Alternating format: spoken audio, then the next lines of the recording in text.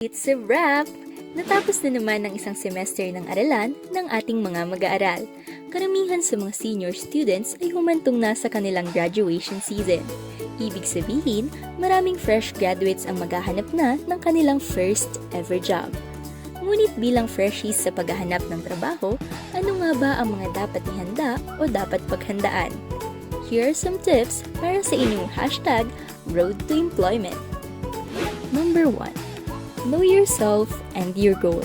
Sa paghahanap ng trabaho, dapat ay magkaroon muna ng mindset kung ano nga ba ang destinasyon na nais makamit.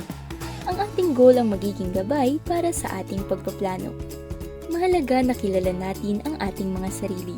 Sa pamamagitan nito ay mas malalaman natin kung ano nga ba ang ating strengths and weaknesses na makakatulong upang masukat kung suwak sa sariling skills at talents ang isang job offer. Number 2. Master your soft and hard skills. Bilang mga fresh graduates, ang foundation ng paghahanap ng pinakaunang trabaho ay ang edukasyon, skills at talent na meron sa atin.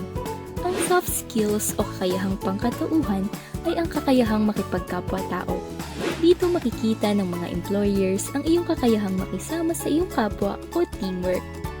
Ang hard skills o kasanayang technical naman ay ang mga kasanayan na makikita sa gawa. Ang dalawang skills na ito ay nararapat na ma-master dahil ito ang mga hinahanap ng mga employer.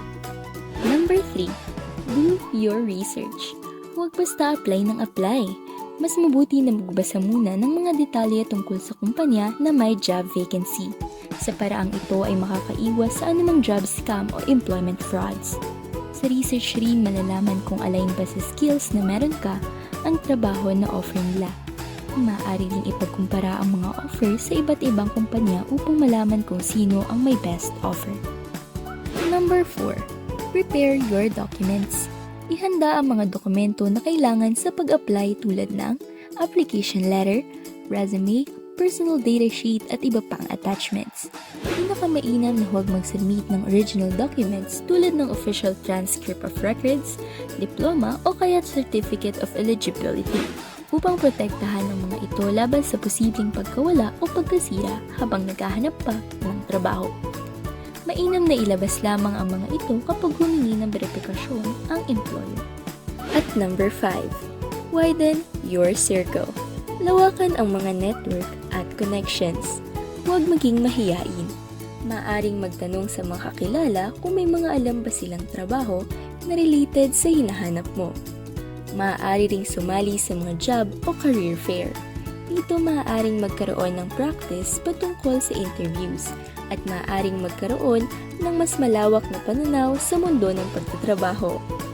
Extra tip: may batas na nagnanais tumulong sa mga first-time Pinoy job seekers. Ito ang RA number 1126.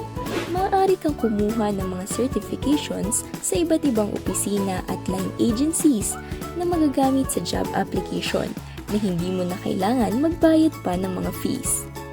Tandaan, ang paghahanap ng trabaho ay hindi karera. Pinakamaganda ng ating first job ay nakahanay sa ating goal upang mas maging effective tayo sa pagtatrabaho at mas matuto pa para sa mga susunod pang araw o kaya ay trabaho.